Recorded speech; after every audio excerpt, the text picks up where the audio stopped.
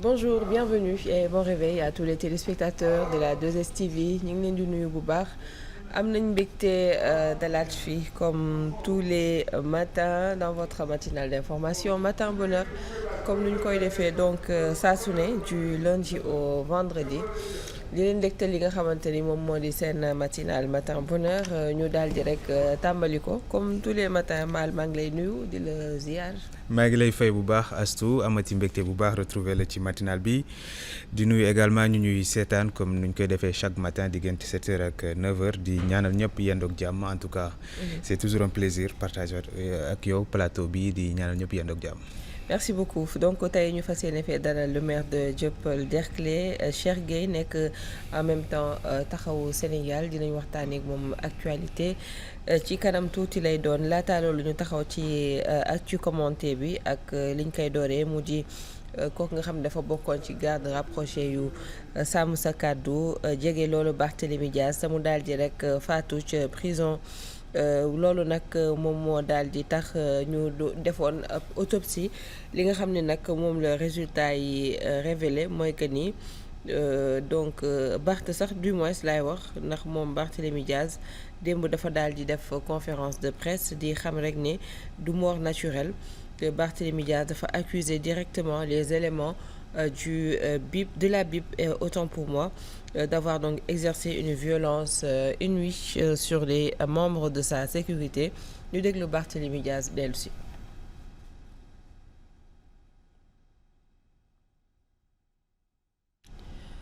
Maire de la ville de Dakar que nous écoutons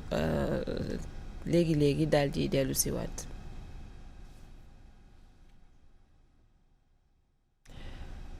Voilà donc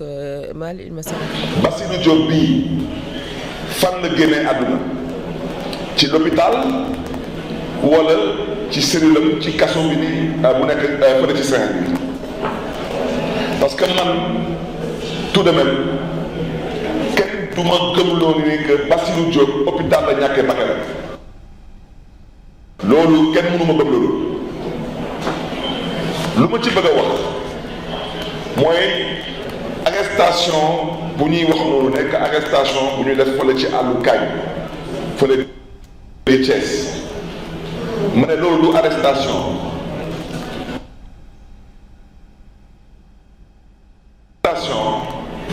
soxlawoo di dóor nit pour ne ko toogal soxlawoo di padd ay nit di faucher ay nit rek pour ne leen toog leen ci suuf soxloo génn ay gànnaay di tiire ci kaw ay nit soi-disant parce que dafa lëndëm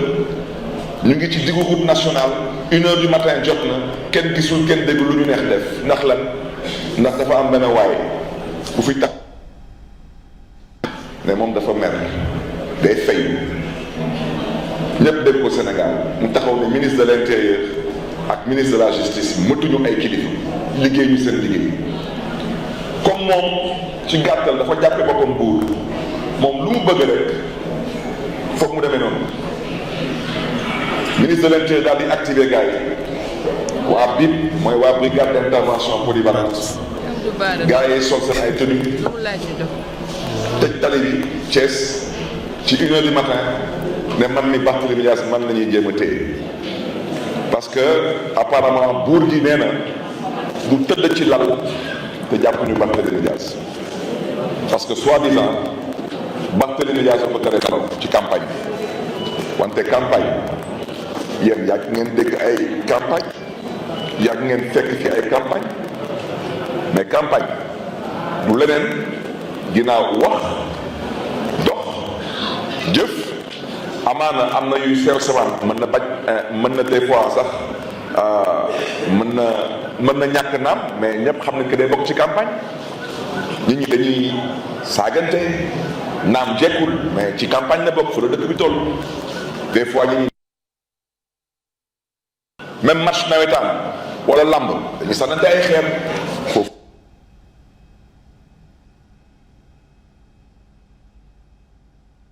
dëkk bi toll wante loolu mais ci la bokk dañ koy ñaawlu naan mais ci la bokk wante loolu fuyee naa ko convoi bi ñaari waxtu wante Barthélémy Dias nekkul ci convoi bi te jàpp nañ moto yi yëpp di dem wuti Dakar Barthélémy Dias ngi ci convoi bi wante fan la Barthélémy. Voilà, c'était donc la réaction de Barthélémy Diaz, maire de la ville de Dakar. Mal mu mel ni ba mu defee sa conférence ba noppi résultat autopsie génn na ñi xamle rek ne ki nga xam ne moo di Bassirou Diop donc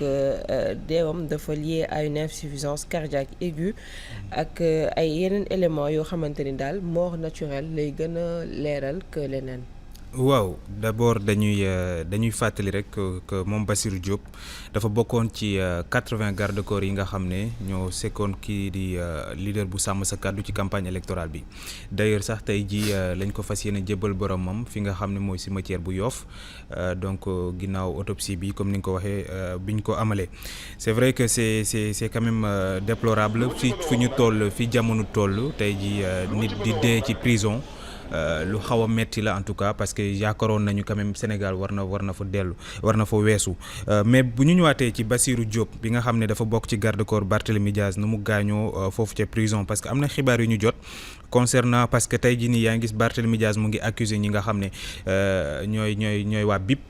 ci par rapport ak violence bi nga xam ne subir na ko mais aussi moom déjà ñoo ngi leen seen procès bi mu ngi amoon le 2 décembre bi weesu donc dans l'optique di xaar ci li nga xam ne moom mooy seen verdict xaar fan la seen mbir du mujjee ci loolu lañ nekkoon donc ginnaaw loolu moom nag amoon na ay quelques jafe-jafe ci wàllu wér-gu-yaramam moom Bassirou Diop parce que d'ailleurs ñi nga xam ne ñooy famille am nañu si doon wax ne sax biñ ko demee seeti foofu ci prison bi dafa amoon ay jafe-jafe nooy yi ndax yaa ngi gis ne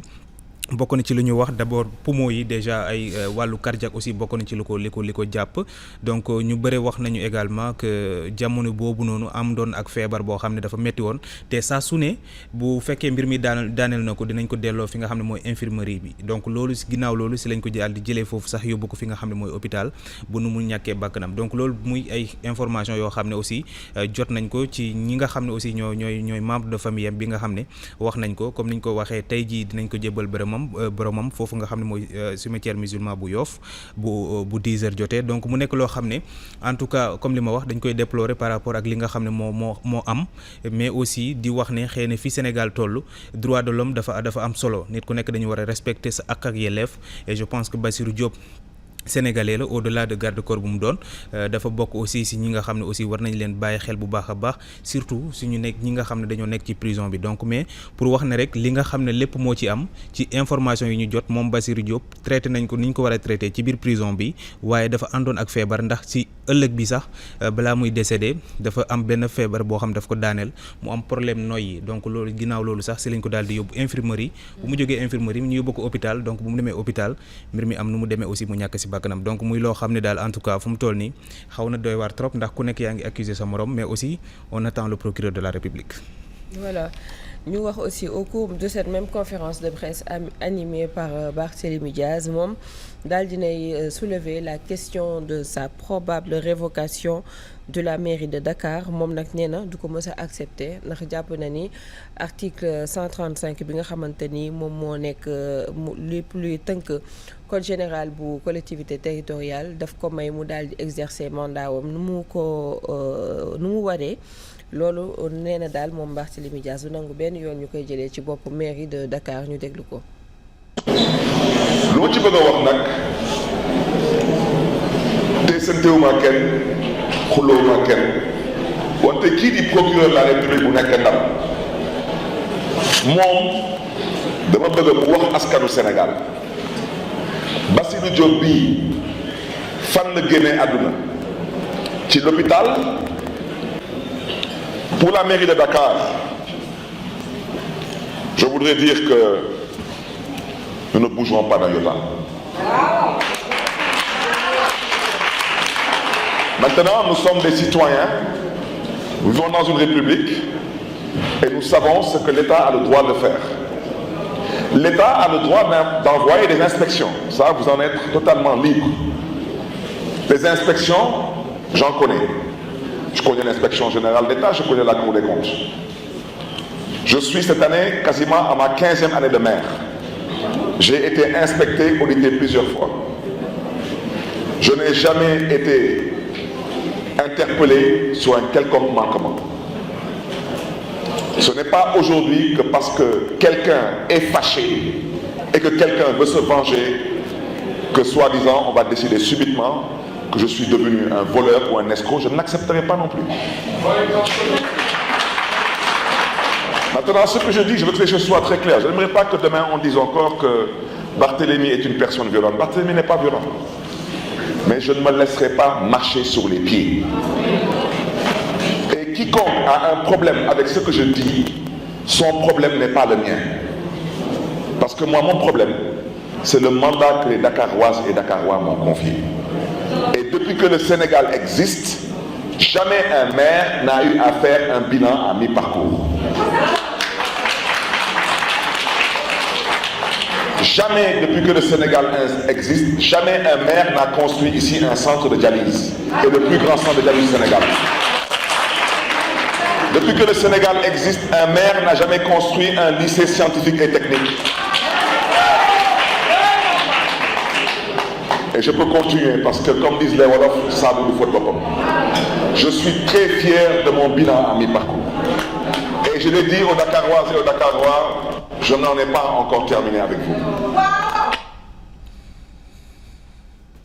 Mu nekk toujours les propos de Barthélémy Diaz, mais cette fois-ci mal à propos,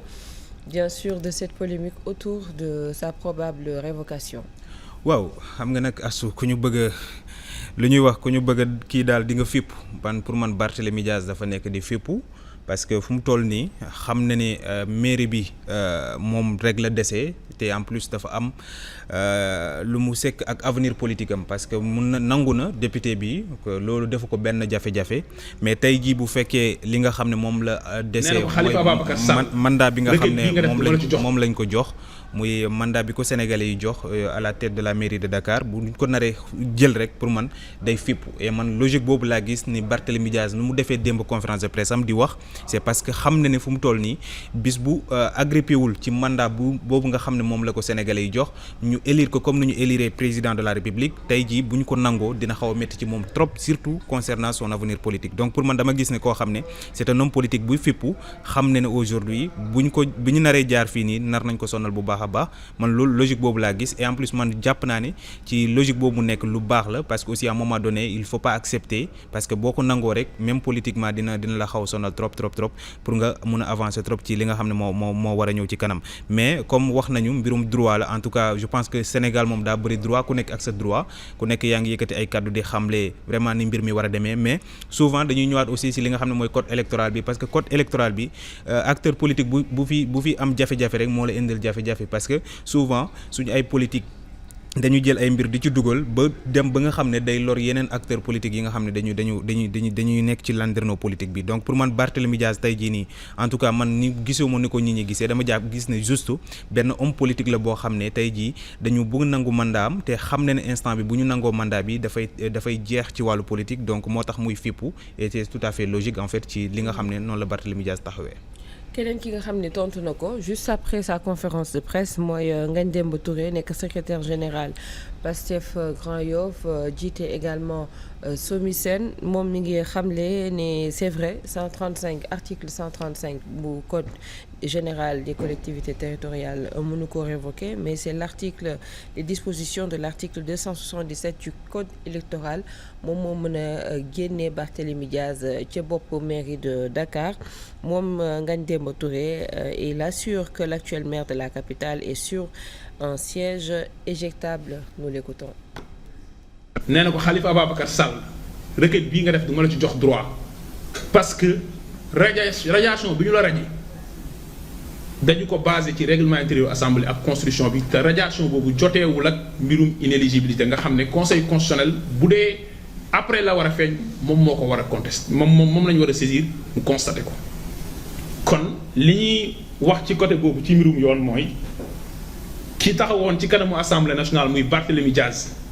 ne moom dootul nekkati député parce que dañ ko condamné définitivement xam na ne dootul nekkati député ki ñu fal député demul sax fekkee jour bi ñuy installé bureau assemblée nationale xam na lu tax demul moo la gënoon xam ni mënul exercer mandat wu député dégg naa ko nag sànq mu ni parce que mandat bi intéressé wu ko loolu la doon wax depuis 2022 ci législative yi est-ce que dafa tax diggante 2022 ba 2024 mu démissionné de son poste de député te 2 ans duré na ko balaa ñuy dissoudre assemblée en septembre 2024 de juillet 2022 à septembre 2024 wala de septembre 2022 ba ñuy installé assemblée à septembre 2024 2 ans yooyu yàggoon naa wax man poste député intéressé wu ko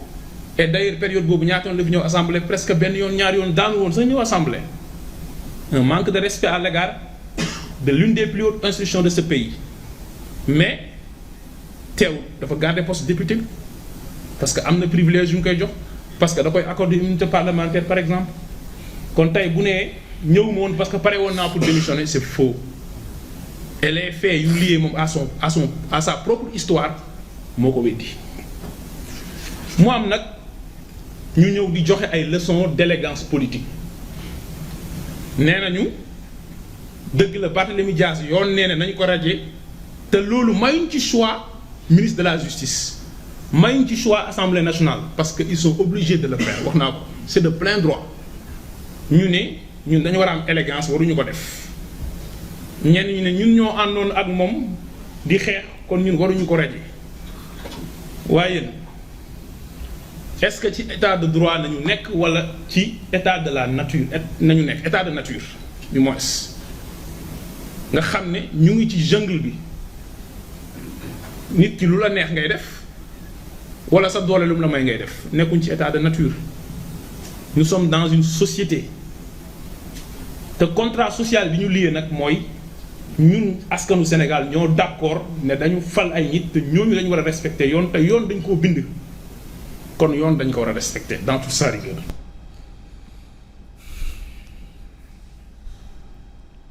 Voilà, Maître Ngagne Demba Touré. Waaw, coup pour coup, hein. Je pense que c'est logique aussi d'apporter des éclaircissements parce que démb la sortie de Ngagne Demba Touré en tout cas c'était pas sortie boo xam ne bu hasard ni hein, parce que Ngagne Demba Touré boo xoolee souvent dañ koy yónnee aussi pour mu indi ay réponses concernant des questions de droit mais pour man aussi Pastef doit faire vraiment attention souvent balaa ñuy tomber ci yenn erreurs yi parce que démb quand même bon c'est vrai que c'est des questions de droit mais vouloir indi Ngagne Demba Touré pour répondre à Barthélémy Diaz juste sur des questions de droit pour man loolu dafay xaw a metti un peu parce que Barthélémy Diaz aussi ci logique bu mu nekk comme li ma wax logique la boo xam ne tey jii ci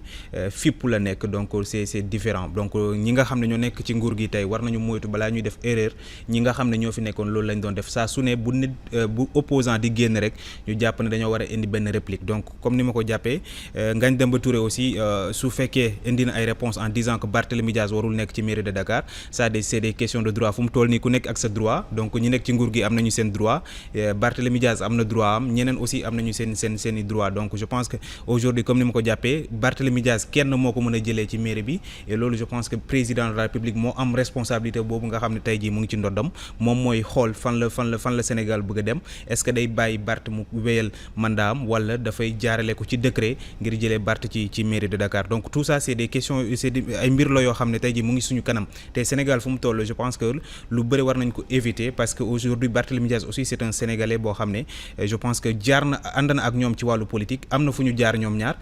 donc tey bu fekkee demee na nii rek ñenn Sénégalais yi mun nañ jàpp ne xëy na tey jii dañoo bokkatul yoon moo tax ñu bëgg ko faagagal donc loolu aussi souvent lu ñu mën a éviter la surtout boo nekkee ci nguur balaa opinion bi di xaw a retourner contre yow surtout ñi nga xam ne ñoo fi nekk di waa Pastef te gëm naa ne ci logique boobu aussi war nañ ci bàyyi xel Sénégalais yu bëre ndax Sénégalais yi am na leneen ak leneen lu ñuy xaar ci ñoom lu dul ay mandat yoo xam ne tey jii nii ay Sénégalais dañoo wóolu ay nit teg leen fa donc pour man Ngagne Demba Touré aussi lu mu war a éviter souvent mooy peut-être di jéem a monter au créneau pour dire que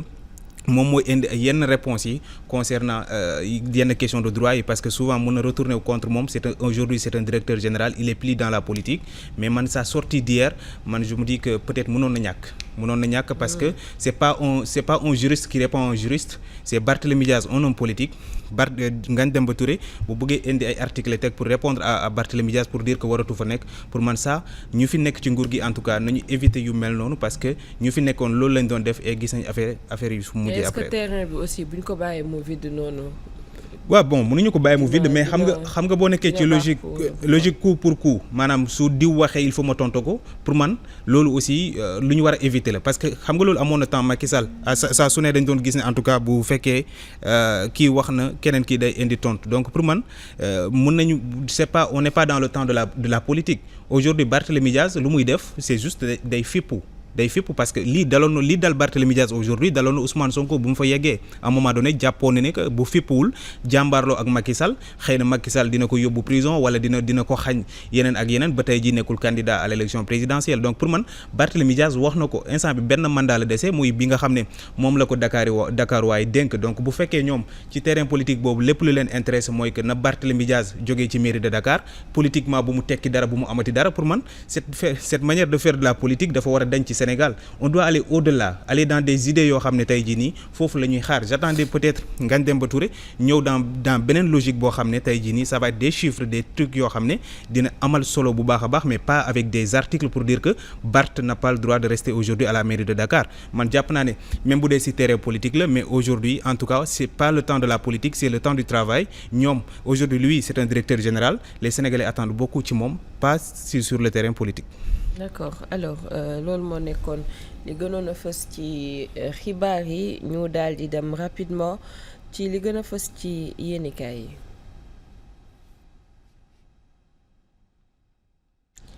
ñu ànd ak régie xool li nga xamante ni mooy la revue des titres de ce mardi 10 décembre 2024 di fàttali ne tey jii rek la ñuy daal di célébrer. Bés bu ñu jagleel ak yelleefu doomu aadama ci àdduna bi yëpp du ñàkk sax ñu ñëwaat ci kanam tuuti la revue des titres que nous allons démarrer ak Rewmi Quotidien mi ñëw ci université yi nga xamante ni ñoo gën a fës jamono ji ci Sénégal lu jamono jooju nag dafa mel ni équation la pour kii di njiitum réew mi ndax université la yoo xamante ni excusez-moi bëri na ay coow loolu bu ci mel ni université Assane Seck de Ziguinchor université Cheikh Anta Diop bu Dakar ak université virtuelle du Sénégal yooyu nekk na ay équation yoo xamante ni surtout concernant les conditions de vie des étudiants mi ngi ñu fësal ci Rewmi Quotidien. Vox Populi dafa ñëw ci la sortie de Barthélémy Diaz démb contre Sonko moom nag dafa daal di en tout cas attaqué bu baax a baax ki nga xamante ni moom mooy le premier ministre mais la réponse de Ngagne Demba Touré ne s'est pas fait attendre donc moom moo daal di contre ak attaqué di wax rek ne fileeg lu yàggul dara kii di Barthélémy Diaz ne sera plus maire de Dakar loolu mooy ay kaddu kii di Ngagne Demba Touré responsable parti PASTEF mu jógee ci Vox Populi taxaw ci l'Observateur mi ñëw ci mbirum Bassirou Diop mi faatu ca prison moom nag indi nañ ay détails ci nga xamante ni moom mooy daal di rek bouleverser les certitudes bu ñu koy admettre foofu bu ñu koy admettre donc di ko yóbbu infirmerie bu prison bu Saint-Louis diggante 10h jàpp 19h lu jëm ci perfusion bi ñu ko daal di administrer également wax nañ ci retour bi mu am en cellule constatée wax nañ également ci li nga xam ni moo jëm ci par rapport sa respiration bi nga xam ni loolu lañ doon tudd nañ ko également par rapport ak évacuation bi ñu def ak suivi assuré par un médecin lépp mi ngi ci biir l'Observateur. Walf Quotidien nous parle de ce débat sur la radiation de Barthélémy Diaz de la mairie de Dakar jamono ji nag mbir mi maanaam jaxasoo la def fu ne nit ma ngi fay waxee fu nekk article ma ngi fay génnee Barthélémy Diaz di wax ni moom il a été condamné pour un délit mais pas et non pour un crime. Ngagne Demba Touré dina ko moom condamnation pour un crime c'est définitive loolu mooy coow li nga xamante ni mi ngi wéy par rapport ak lu jëm ci jëlee bi ñu bëgg a jëlee Barthélémy Diaz ci bopp mairie de Dakar. Sud Quotidien nous parle également de cette contradiction donc débat contradictoire bi nga xamante ni am na controverse bi am autour de la possible révocation de Barthélémy Diaz de la mairie de Dakar. Barthélémy Diaz contre-attaque nous informe Sud Quotidien bu ñu jógee ci Sud Quotidien taxaw ci le quotidien mi ñëw moom it ci mbirum radiation assemblée nationale bu Barthélémy Diaz jamono ji nag moom mi ngi woy di wax ne du nangu benn yoon ñu daal di koy jëlee ci boppu mairie de Dakar gannaaw bu ñu ko jëlee ci assemblée nationale loolu le quotidien xamle. ginnaaw loolu Le Soleil dafa daal di ñëw ci mbirum secteur informel bi nga xam ne ñi fa nekk daanaka li ñu leen di ràññaatle mooy que ni kenn formalisé wul leen amuñu ay këyit yuy firndeel activité bi nga xam ci lañ nekk ba am seen ay information ak yu mel noonu tax ñuy laaj est-ce que jotul ñu daal di formalisé wu maanaam nit ñi mën leen a ràññee manière administrative ñu xam ñoom ci lu ñuy yëngook yu demee noonu ba mën a tax ñu mën a fay li nga xamante ni moom moo di ay l'impôt yooyu plaidoyer pour une fiscalité adaptée surtout loolu mooy Le Soleil jàngat bi nga xam ni daal dina koy indi tey ji à la une de ce jour bu ñu jógee ci Le Soleil daal di xool beneen yéenekaay gannaaw Le Soleil voilà foofu la ñuy daal di yemale la revue des titres comme tous les matins nu ma leen ko doon waxee tout à l'heure dañ fi dalal le maire de Dieuppeul-Derklé monsieur Cheikh Gueye nekk également ci Taxawu Sénégal ñu ngi lay nuyu monsieur le maire di la dalal ci matin bonheur. maa ngi lay fay soxna Astou di nuyu ak di ziar mboolem ñi ñuy seetaan ak di ñuy déglu di am mbégte teew fii fas yéene seq yow waxtaan noo xam li ñu ci ñaan mooy njariñ luñ ciy jëlee. Voilà donc monsieur le maire je pense que fi ñuy dooree mooy li ñëpp xëyee tey ci wàllum xibaar gis nga ko léegi ak journaux yi mu di la conférence d'hier de Barthélémy Dias bi nga xamante ni yéen a bokk parti mu mel ni mbirum Ndiaga Diouf mi ngi wéy di ko topp ba tey autopsie bi génn na démb gis nañ résultat yi li mu mën a tënk en tout cas en résumé mooy mort naturelle la expliqué nañ maladie bi nga xamante ni moom la amoon lan mooy sa réaction suite au résultat. nga may ma d'abord ma yeesalaat jàll ci kooku di Bassirou Diop ñàkk bakkanam ci circonstances yi man awma ci woon xàjj ak seen xamoon naa ni wiiri jaari ndaay dañuy wax ni mort naturelle avant même l'autopsie am nañu kàddu yu jógoon doon wax mort naturelle mais li am solo rek mooy dem na ci demin wu metti ndax mooy fàttali keroog bu may gis way juróom bu jigéen muy jàmbat doom ji ñu naan ko noonu ñu ngi koy seeti dalal sa xel loolu ñëw dalaat ci kaw metti na trop xam nga jur doom mu toll fu mu toll at yi mu amoon nekkul ci lenn loo xam ni lu ñuy cible wala di ko ñaawlu mais doon daan dooleem ak di yee askan wi tiktoker la woon nu jàpp ko boole ko ci ay garde corps ay kii de sécurité loolu mosul nekk yëngu-yëngoom ba li ko dal ko lu mën a xew daal mooy metti na mais comme que yàllaa ñu ko joxoon yàllaa ko jëlaat du ñuy ñaan yàlla na ko yàlla teeru ci aljana firdawsi ay wajuram ak i bokk ki xarit tamit yàlla may leen xolu muñ mais demin bi metti na lool ba ci kanamu yàlla loolu daal mooy li nga xam ni bëggoon naa ko indi ci mbir yi nga xam ni am na ma jàpp ni biñ leen jàppee sax ci mbirum campagne électorale parce que am na lu ñu leen tuumaal mais bi campagne bi jeexee waroon nañ leen mën a bàyyi ñu ñibbi parce que contexte campagne moo demee noonu surtout que ba suñu jonn tey liñ leen di jiiñ gisuñu ko dañu yor ay gànnaay dañu yor ay fetal visité nañu man keroog bu may jokkoo ak ñoom ci guddi gi laata ñu jël yoon wi ñu ngi may wax ni léegi ñu jeexal mais léegi ñu agsi mais def nañ fi ay waxtu mais nañ leen defee foofu taxawale ci àllukaañ bi tëral leen mel ni kuy rendi ay xar bundu xataal leen tiiñal leen rafetul jekkul jaaduwul ci su état de droit nit ki même boo koy jàpp di ko arrêté mais war nga wàcc ak yelleefam jox ko war ma bi ci war mais jàpp ay nit mel ni kuy jàpp xar sax boo koy rendi doo ko defee noonu donc jëfin yooyu rafetul jekkul jaaduwul ci réew mi mel ni réewu Sénégal yooyu la ñuy dénoncer ñun nekkuñu européen ñokkuñu américain mais duñu gis ci film yi wala suñu dund yi police même buy jëflanteeg askan wi y a un minimum de respect parce que ay humain lañu ay doomu aadama lañu donc nañu xoolaat defee ni tey def definu nit am na yoo xam ne bàyyi may sax weesu nañ ko. yaa ngi koy wax kon nu mu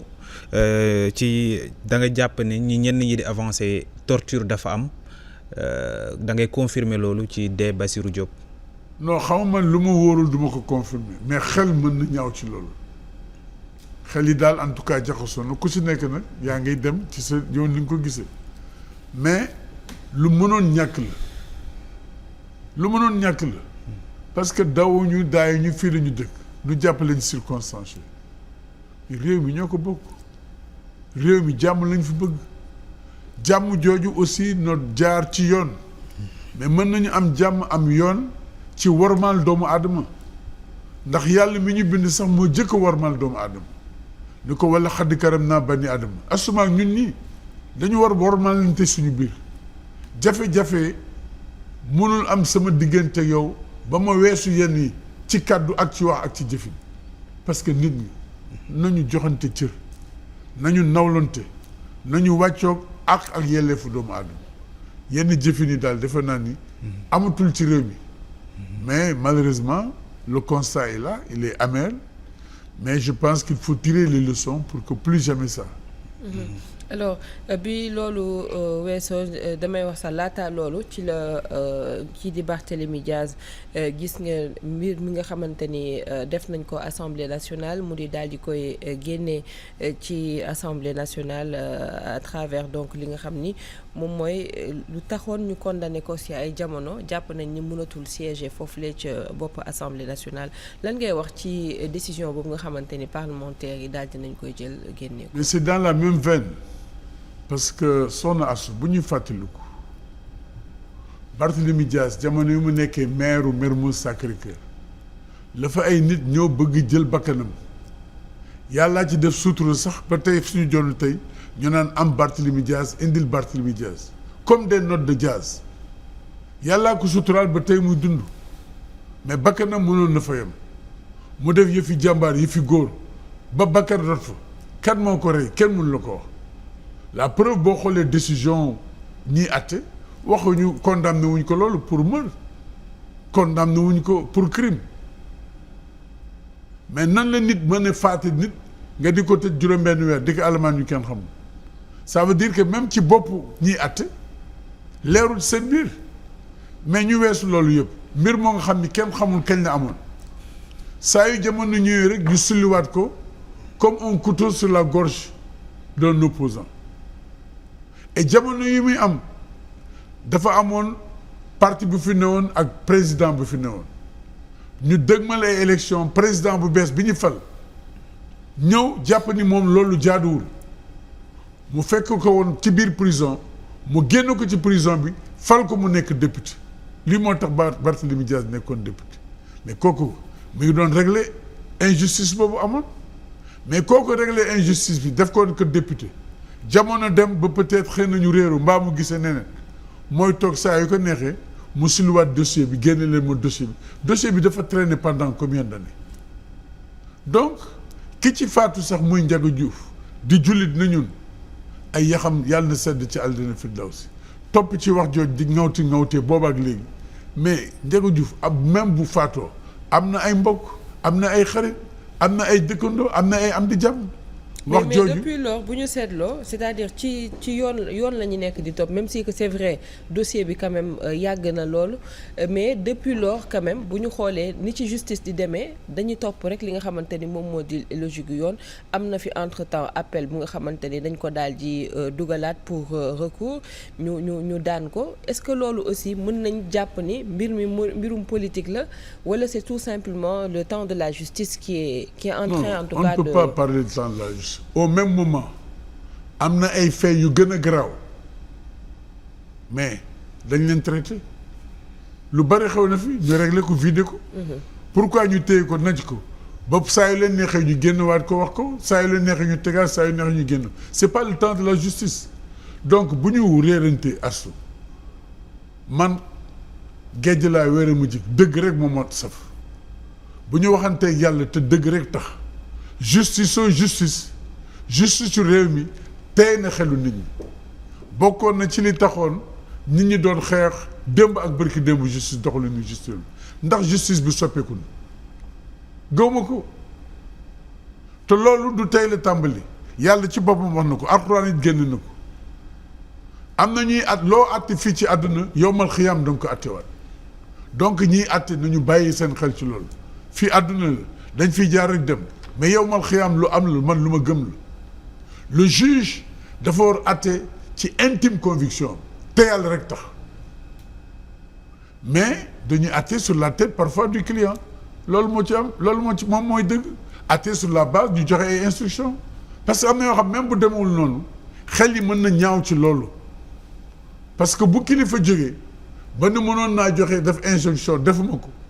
mbir am kooku ñëw wane ni man kat maa ngi nii maa fi nekk maa jël dogal bi xel yi dañ ciy ñaaw avec tout le respect qu'on leur doit man maa ngi fàttaliku bi may xaleel di jàng amoon naa yéene nekk avocat mais lan la askan wi daan wax bu njëkk am na xeetu liggéey yoo xam ni suñu mag ñi suñu maam ñi suñuy bàyyi dañaa wax liggéey yooyu de dañ koy moytu bokkoon na ci ba ma demee sax ba nekk jàngalekat dama delluwaat université pour inscrire droit pour dem def kii la pour nekk avocat mais xam naa ni am na ci avocat yoo xam ne c'est des avocats debout justice da nga fi gis ay nit ñoo xam ne nit ñu màndu ñu jullite ñu dëggu seen àq seen tëraayul bàmmeel rek mais même ci jamono yonent yi ñu naan atte am na ñu naan atte di weng ma daanee la foofu ci atte maa ngi dégg ci sama benn kilifa mu ni ci jamono yonent bi sallallahu alayhi wa sallam dafa am jullit bu jote woon ak yéeféer mais yonent bi comme que moom dëgg rek lay dëgg rek la wax ba mu xamee ba ñu xool mbir mi yéeféer bi moo am dëgg ci kaw jullit bi mu ni kii moo am dëgg mais faralul jullit bi parce que jullit la jullit bi weddi ni lii yonent bi dogal àndu ci di ko ŋawte ni danaa dem seeti Omar bi mu ñëwee wax ko Omar dégg ni ko dégg naa la xaaral ma ñëw Omar dafa dugg ci biir génn jaasi bu mu ñëwee dafa taqale baat bopp beeg baat bi lu yonent bi àtte ba noppi ku koy àtte wala. D'accord monsieur le maire léegi concernant radiation Barthélémy Dias assemblée nationale est-ce que tey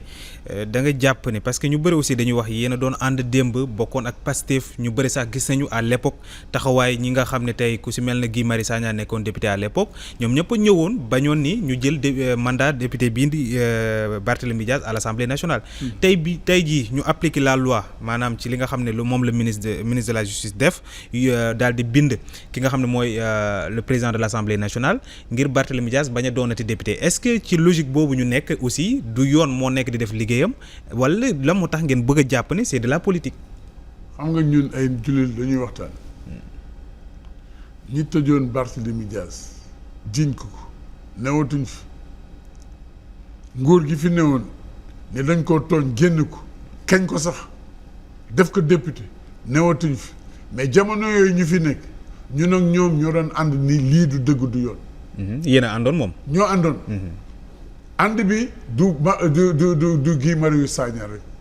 waaw ay kàddu yoo nga xam ba léegi mi ngi riit sama bopp bi ñoom lu ñu daan tëlee dara mënut a tee Barthélémy Dias doon maire Dakar. lan la ci Ousmane Sonko doon wax. loolu la ci wax la mu ci doon wax yéen ñëpp dégg ngeen ko te ñoo ci ànd bañ naa dem tribunal ñoo ànd di tribunal. ba bi ñuy dëgmal élection législative. ñoo bokk kuréel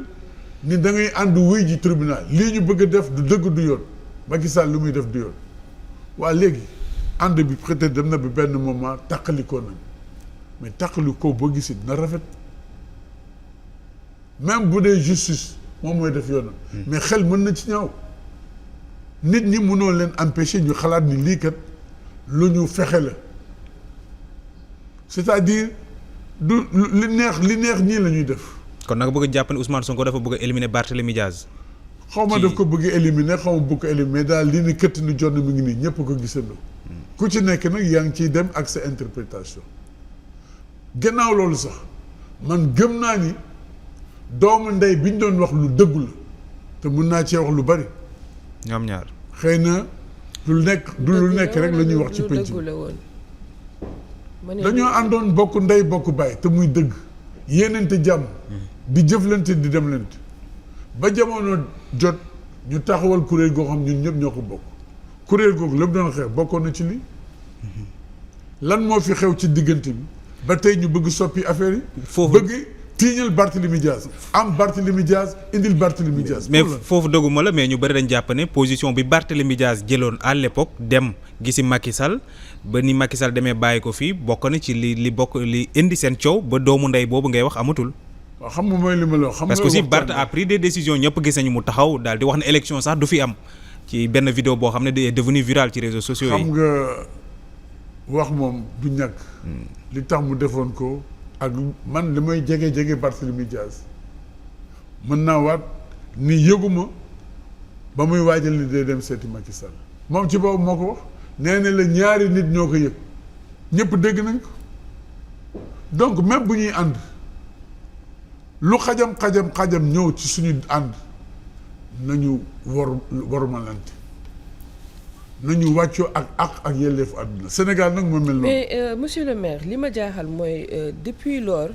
bu ñu déggee mbirum rencontre boobu noonu ñu doon wax nga xam ni c'est vraiment la source de ce problème entre moom ak Barth rek lañ doon dégg muy wax. donc relation boobu noonu est-ce que peut-être du camp de Barth amuñu ci li nga xamante ne ñoom ñoo gën a jouer à sa détérioration. oui xam nga Barth aussi. léegi loo ko bañ nangul ni noppi gudd na te mën naa doon. Barth était le maire de Dakar. Barth était un responsable incontournable de Yewwi Askan Wi tëdd woon njaaxaanaay mën naa la defal benn confidence en élection présidentielle 2019 la amoon non. 2019 waaw. jamono yi Khalifa Sall mi ngi ci biir kaso bi. man dama fa daan dem suba ngoon. am na ay jamono ñoom ñaar sax fekkante nañu ci biir kaso bi candidat bu nekk ñëw nga fa ci Khalifa Sall pour mu jàppale ci élection présidentielle Barthélémy Dias ñoom la gënoon jege ka taxawu Sénégal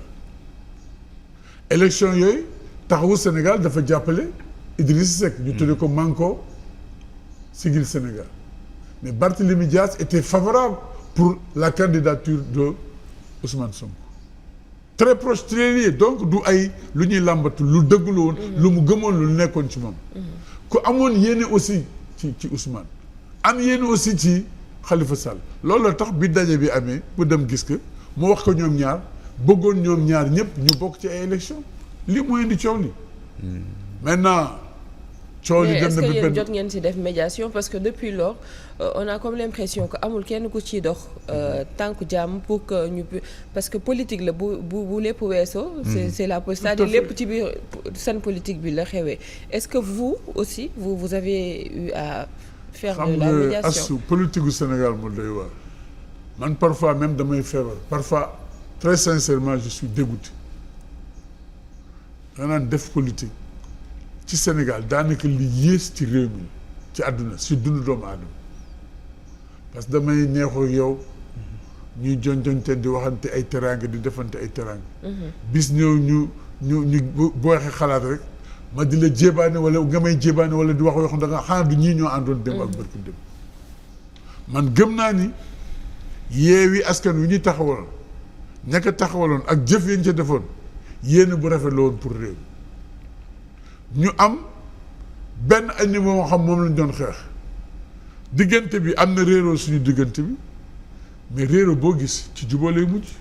on a même vu les guerres mondiales donc moo tax ma naan lu nekk na rafet ngir ëllëg ngir juboo am na xëy na ñu si doon dox xëy na xam nañ ko mais man par exemple boo may dégg may wax naam Barthélémy Dias suma rakk la dama ko jege Ousmane Sonko yi sama rakk la dama ko jege li may wax Barthélémy Dias laay wax Ousmane Sonko ñoom ñaar ñëpp sumay rakk lañ jamono yi neex Yewwi Askan Wi taxaw demlante naa ak ñoom jëflante naa ak ñoom mën naa wax ak kii mën naa wax ak kaa ba jamono yi sax neexutul nii diggante bi neexul mais damay waxante ak ñoom ñëpp keroog bi ma déggee kàddu yu Ousmane Sonko yu yëkkati ginnaaw li xew Ndar mais dama am tiit ak ñaraanga dama woo ña ko jege ni leen wax leen ak Ousmane lii waru ko moo mag lii moo weesu luy na xam ni léegi premier ministre du Sénégal na bàyyi defante bi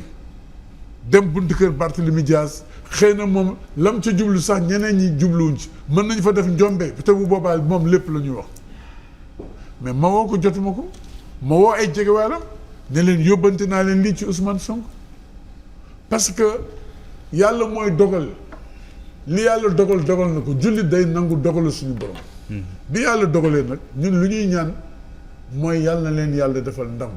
parce que seen ndam mooy ndamu Sénégal yi man benn parti laa am ça s'appelle le Sénégal mais daf ko jaare ci ay xamee ay wëllëre mooy Khalifa Sall ak Barthélémy Dias ñooñu àlla kulli alin ba muy sangoo biir suuf yàlla na yéex suma ay nawle lañu suma ay àndandoo la suma ay xarit lañu du ma leen bàyyi mukk. d'accord kon fi mu ne nii loo leen fas yéene def à propos de cette tey lii nga xam ne évoqué nañ ko parce que démb moom bi mu génnee rek def conférence de presse en évoquant les dispositions de l'article 135 du code général des collectivités territoriales lu yàggul dara la ci Ngagne Demba Touré moom it génn évoqué les dispositions de l'article 277 de la constitution sénégalaise par rapport ak code électoral bi loolu loo leen ci xalaat parce que mu mel ni benn bras de fer la boo xamante ni de manière juridique ku ci nekk yaa ngi koy xëcc pour wane sa morom que ni amuloo dëgg. xam nga man du ma spécialiste droit mais parfois damay questionner waa chacun interprète à sa façon. gis nga même problème bi li nga ci dégg da ngay dem ba réer sax. qui a raison. fan la dëgg gi nekk moo tax ma naan lépp lu ñuy def nañ ko def ak suñu intuition. am ngeen confiance ci justice au Sénégal. bien bu ñu amul confiance amuñu ci pexe parce que mooy justice bi fi nekk on est obligé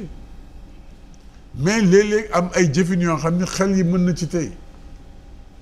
man maa ngi bëgg yàgg ci gox-goxaan yi sama petite expérience bi ma ci am l'article est très clair l'article parle de crime alors que Barthélémy Diaz a été condamné pour délit. Et sur cette question aussi même, je m'interroge. Et j'interroge aussi la justice de mon pays. J'interroge les parlementaires. Parce que l'article dafa sukkandiku ci article constitution bi 51 pour ñëw def dugal ko ci article ci règlement intérieur u Assemblée nationale. Tout député, tout parlementaire après une condamnation définitive mais loolu dañ ko defoon les législateurs c'était par rapport à la moralité aux vertus aux valeurs que le parlementaire doit avoir mais quel parlementaire donc c'est pourquoi l'application temporaire de cette décision-là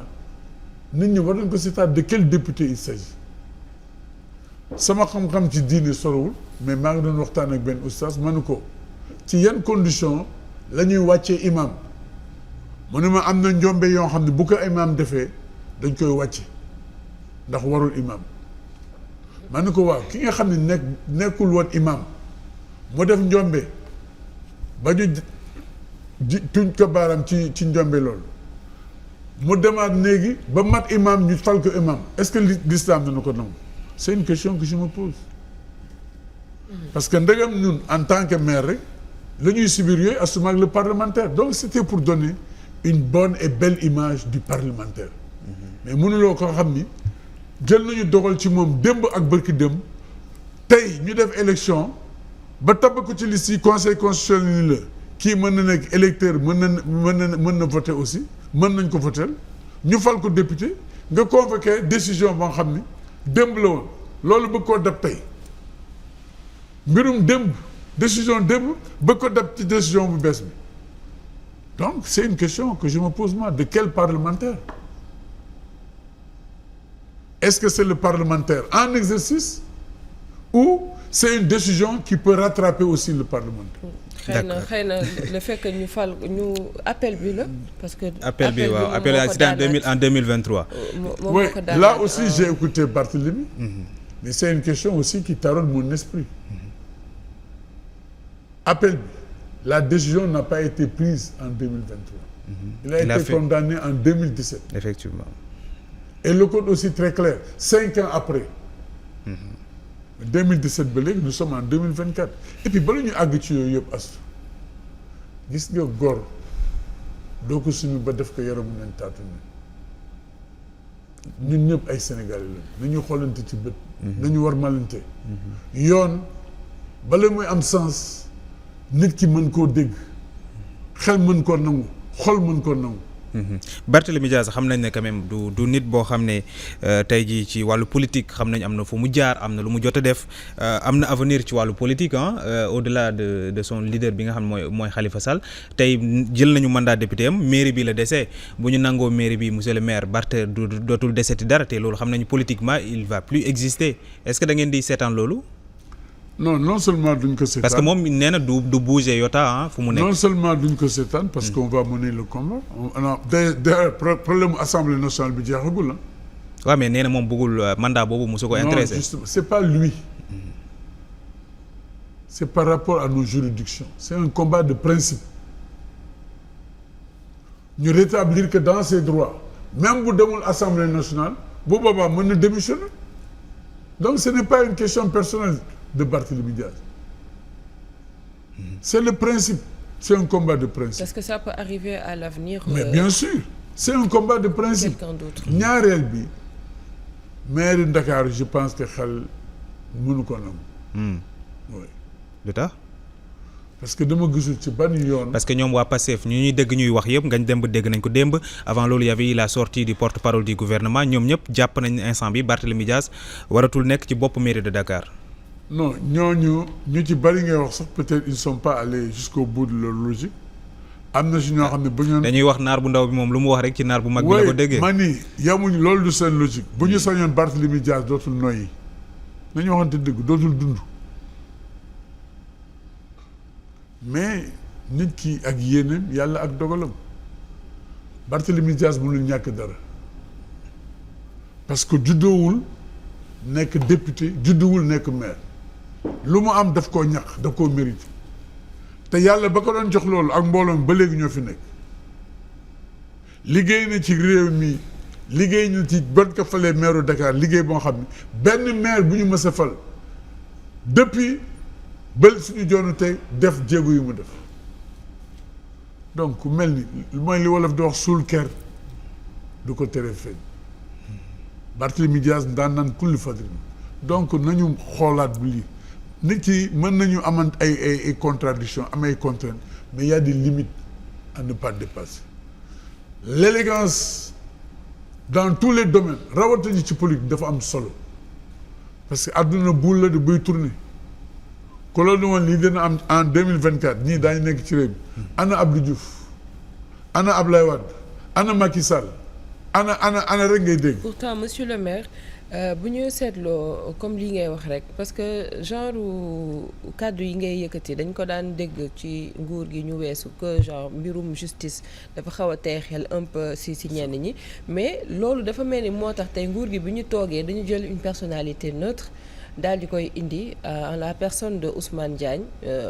ñu daal di koy tabb def ko ministre bi nga xam moom lañ dénk wàllum yoon est-ce que loolu warul tax xel yi dal vraiment concernant l'impartialité de la justice surtout concernant ce genre de dossier-là. C'est possible c'est pas parce que il n'est pas aussi politiquement lié qu'il est libre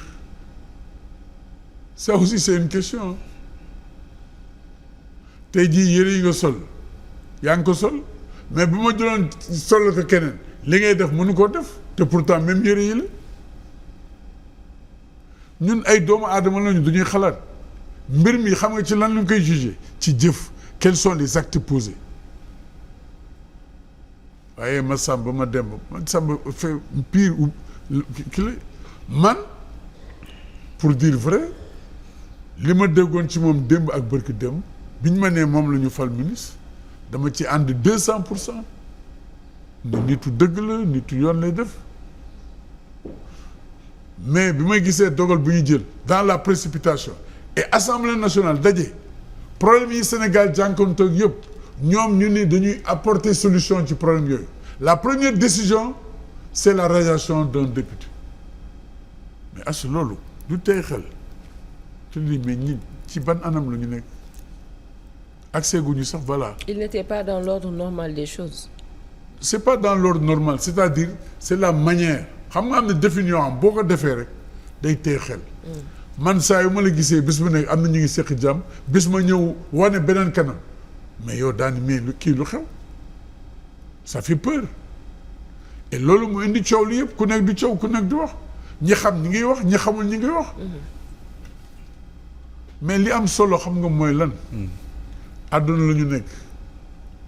ndegam àdduna mooy jeex asuma ak ay ndomba baate ki ndomba tànk ki ndomba ndigg nañu rafetal mbir yi nañu fexe jàmm am ci réew mi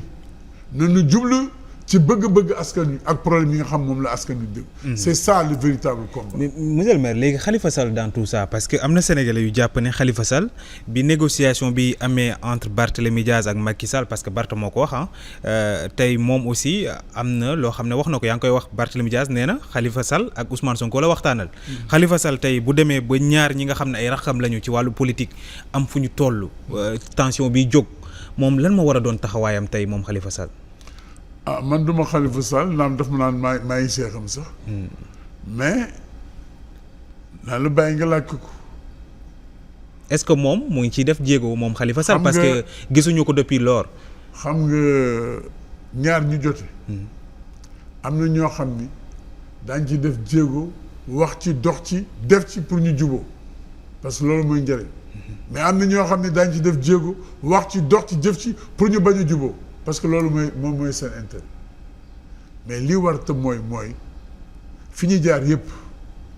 ak li ñu seqoon démb ak bërki démb dara jaru fee ñaaw. Qui a aujourd'hui intérêt à ce que ñu bañ a juboo. mais certain dégg ko kàddu yi ngay dégg de partout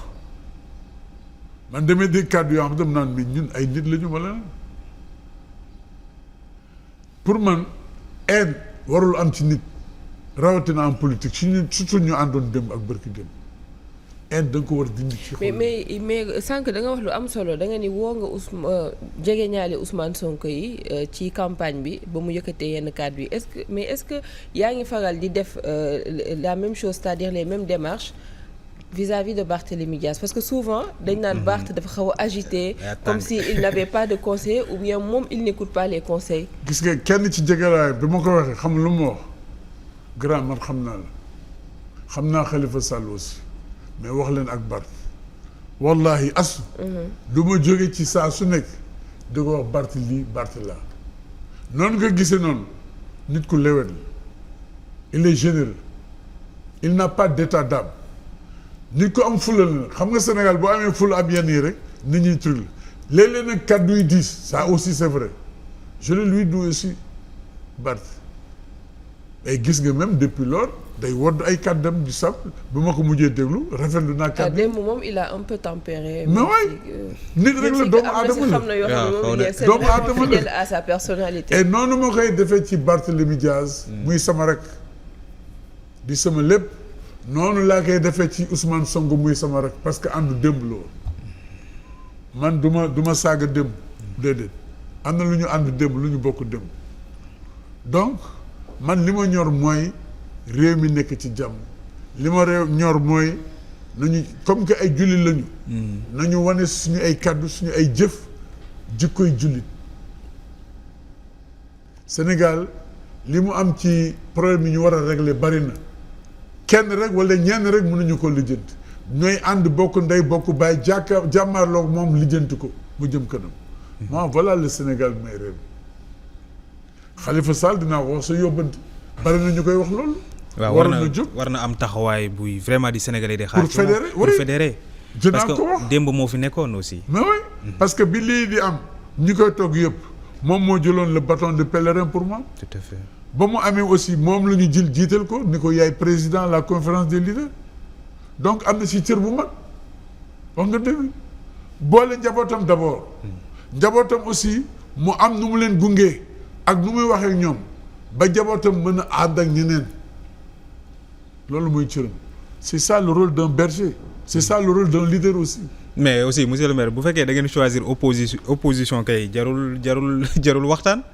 wala bu dee da ngeen choisir opposé aussi il faut assumer aussi ah. non waxtaan ak dekk dans l'opposition c'est deux choses. mais je pense dans la logique des choses que jusque là c'est Barthélémy Diaz c'est un opposant mais nous sommes des opposants. Des fois kaddu yi dina xaw a jóg mais bon. Quand nous sommes des opposants aussi, il y a une façon d'opposer.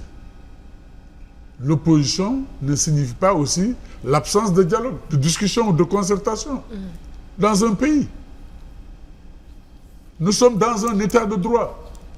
Moi, je rêve de ce Sénégal-là même où l'opposition et le pouvoir assis ensemble pour discuter des problèmes du Sénégal. Comme ça se fait ailleurs. Comme ni ko Khalifa Sall defee woon ak Macky Sall, Ousmane Sonko. On ne peut pas vivre de politique comme ça. Et d'ailleurs, loolu moo indi, c'est pourquoi il faut aller ci esprit loyer. Quand on te dit que tel poste du bureau de l'Assemblée doit revenir à tel, mais c'est pour véritablement qu'il y ait cette unité-là. Qui majorité proportionnelle. Mais bu mu amee Sénégal yàggul na élection bu amoon raw gàddu la. On a dit que ça, c'est pas une assemblée représentative. Am na ay minorités yoo xam ne war nañu mën am place am kaddu à l'Assemblée nationale. Mais bu ñu amee kaddu am l'Assemblée, c'est ça l'élégance. Yow yaa am majorité, personne ne revendique ça. Ok, mais qu'est-ce que tu fais des autres Sénégalais qui ne sont pas loin de ton score et qui ont été élus par des Sénégalais aussi? Mais yooyu mooy les bases yu ñu war a jeter. ñi ngay wax fii ñuy kilante ni bu ñu dajee yoon ci mbedd mbaa ñu nekkee feneen dañuy mel ni ku bokk ndey ak baay mais noonu ñu koy mel noonu la seen ay kuréel wala seen ay taxawaay war a mel. D'accord ñu wax également ci seen résultats yi ngeen am après les élections ci élections législatives yi ginnaaw présidentielles yi gis nañ ni dañ doon yaakaar en tout cas ni taxaw Sénégal à travers sàmm sa kàddu dina xaw a gën a jug tuuti mais vous n'avez obtenu que 3 sièges ci Assemblée nationale loolu ban analyse ngeen ciy def surtout par rapport à votre parti. Moment bi ma toll c'est difficile parce que ba léegi defaguñu évaluation élection législative surtout taxawal nañu ay couleurs rek. Dégager les modalités, comment il faut faire. Le moment venu, quand on aura fini, peut-être, maintenant rendre compte, public, décision, il y a des mais,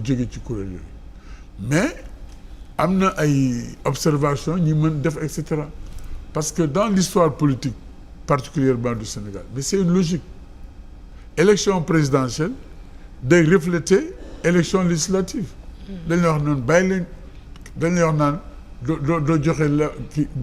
Kii rocc làmmiñ joxe bopp rocc làmmiñ Sénégalais yi loolu la ñuy dund mais ça c'est pas encore suffisant pour dire que ça s'est passé comme ça il faut regarder ce qui se passe aussi aujourd'hui c'est un débat aussi en cours on nous parle de nouvelle génération des jeunes etc. C'est un débat mais moi je suis contre ce principe-là. Le problème c'est pas un problème de jeunes ou de vieux.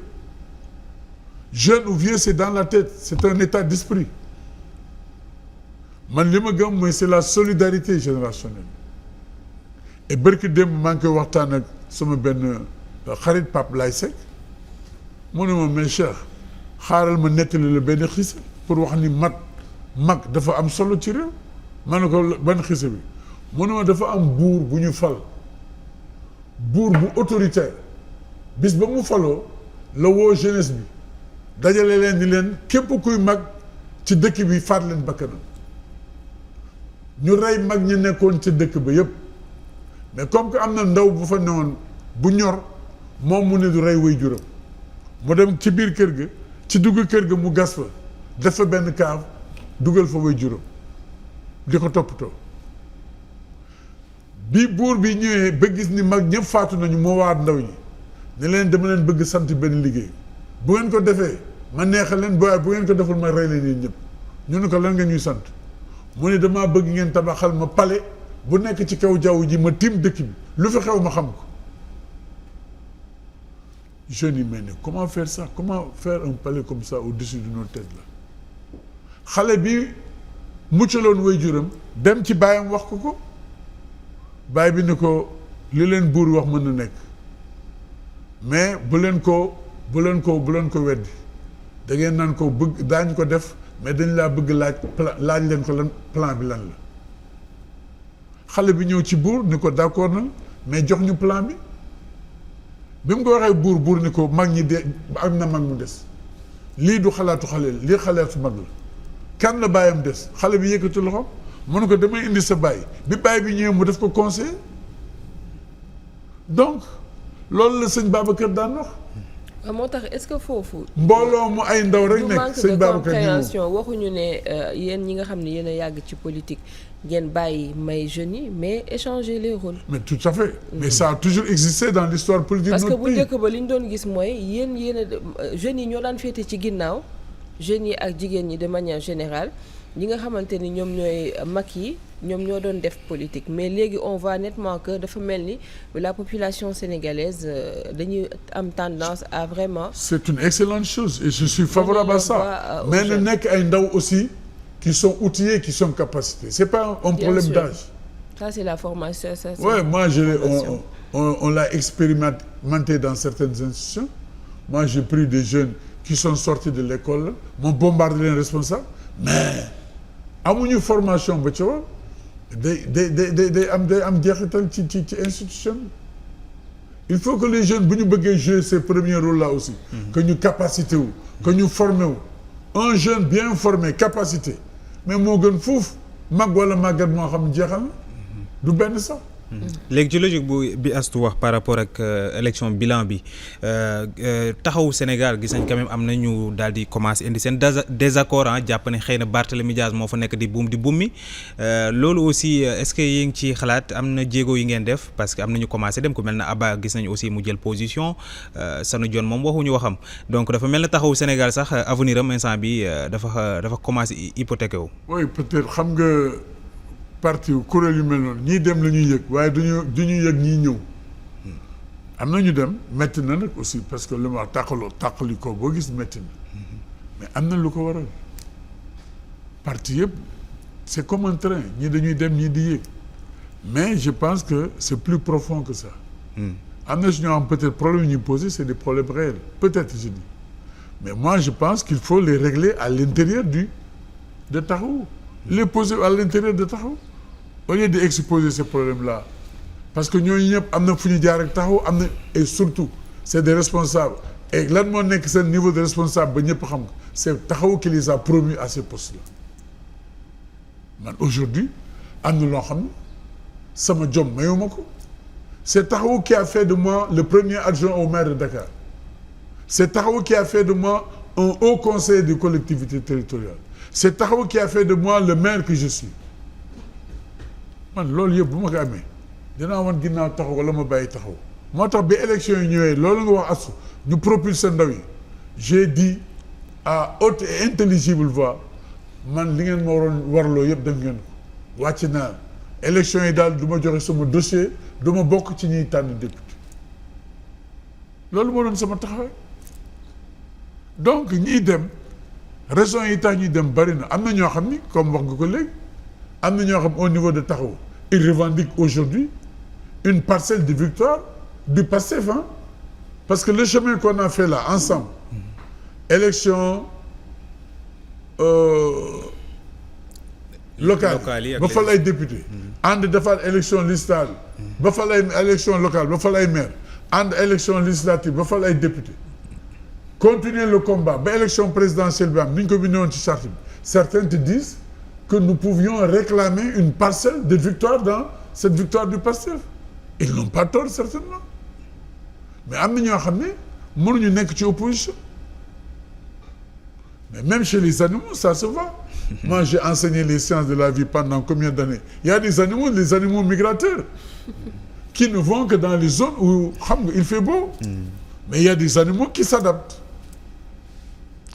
kon loolu daal nga jàpp daal ñi dem ñi daal c'est ça ñemewuñu pour l'essentiel en général c'est ça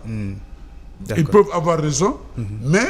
la question est aujourd'hui en débat au niveau de Taxawu Sénégal. Et la démocratie amul le parti ne souffre d'aucun problème en termes de démocratie. Mais quel est le parti qui ne souffre pas de problème de démocratie? Ça n'existe pas. Et c'est pourquoi dans les règles de fonctionnement des partis politiques que ça mu nekk leer c'est la démocratie. Il y a des décisions les décisions doivent venir de la base au sommet, c'est vrai. Mais toutes les décisions font l'objet de discussions, de concertation et de consensus. C'est ça la vérité. On discute beaucoup dans Taxawu. Il y a des questions On ne peut pas les mettre sur la place publique comme ça et discuter tout le monde. C'est à niveau de responsabilité. C'est pourquoi on a décidé de structurer aujourd'hui Taxawu. Ça aussi, c'était une faiblesse de notre organisation. retrouvaille bi bëgg ngeen ko def comme on dit retrouvaille bi nga xamante ni bëgg nañ ko ci ay PS ak socialiste ak libéraux et socialistes. Ça aussi, c'est des débats en cours. Mais on verra quel est le meilleur mécanisme véritablement pour mettre en place une structure qui va prendre en charge les préoccupations des Sénégalais. Mais est-ce que vous préparez Barthélémy Diaz pour 2029, Khalifa Sall à la retraite? On ne prépare rien à Taxawu. Ce qu'on prépare à Taxawu, c'est tous les militants. Parce que c'est un discours. Mais Khalifa, quand même, bon, pour revenir sur dans le landerneau politique, vu son âge et actuellement, vu même génération Yufinek. Ça, pour tout le respect que je dois, je pense que c'est un faux débat. Le président de Abdoulaye Wade, à quel âge elle a été élu président de la République, avec tout ce qu'il a subi. À un moment donné, même, vous découragez de France. C'est les Abdoulaye Bathily, Ahmad Danso et consorts de candidat. C'est comme ça que Sénégalais Falco Defko président de la République. Mais Khalifa, c'est un militant. Depuis combien d'années il est dans l'arène politique? Et c'est un leader. S'il doit s'arrêter, c'est lui qui dit que je vais m'arrêter. Si les gens pensent qu'aujourd'hui, Khalifa aussi peut continuer, mais Khalifa va continuer. Si les gens pensent que aujourd'hui, il faut promouvoir quelqu'un d'autre comme Barthélémy, les gens vont le faire. Au niveau de Taxawu, on est généreux. On est ouvert à tout. Toutes les questions font l'objet de discussion. Donc, évitez de nous créer des problèmes ou bien de nous donner des bébés sur le dos. Non, du tout. Au niveau de Taxawu, il y a plusieurs éléments qui peuvent être des candidats à l'élection présidentielle. Problème de capacité, Taxawu même peut se permettre demain, au lieu de choisir en son sein, de venir dire, mais Astou, il y a une candidate élection 2029 avec un programme et des trucs. Je donne un exemple comme ça. Mais c'est comme ça que nous faisons la politique. À chaque contexte, analyse, ensuite on débouche sur des recommandations et des conclusions. C'est ça la vie. Parce que ce qui importe pour nous, c'est pas l'union. Nous devons faire ce suñu bët. Khalifa Sall le dit. Namuñu dara. La seule chose que nous avons, c'est le Sénégal et le Sénégal jëm ci kanam. C'est le Khalifa Sall am na ci rôle en tout cas. Est-ce que moom Ousmane Sonko ñoo ngi déggoo Khalifa Sall wala ñoom ñaar aussi ba tey mooy noonu. Bon, en tout cas daan nañu déggoo guddeeg bëccëg. Maintenant aujourd'hui, bon, est-ce que mi ngi am? Ça je ne saurais répondre. jërëjëf ñu ngi lay jaajëfal monsieur le maire Cheikh Gueye di rappeler que yaa ngi taxawu Sénégal en même temps nekk maire bu Dieuppeul Derklé. Merci à Abdoulaye Mal également. Merci à vous chers téléspectateurs di leen jox rendez-vous demain inchallah ci beneen numéro bu Matin Bonheur. Passez une excellente journée. Merci monsieur le maire. C'est moi.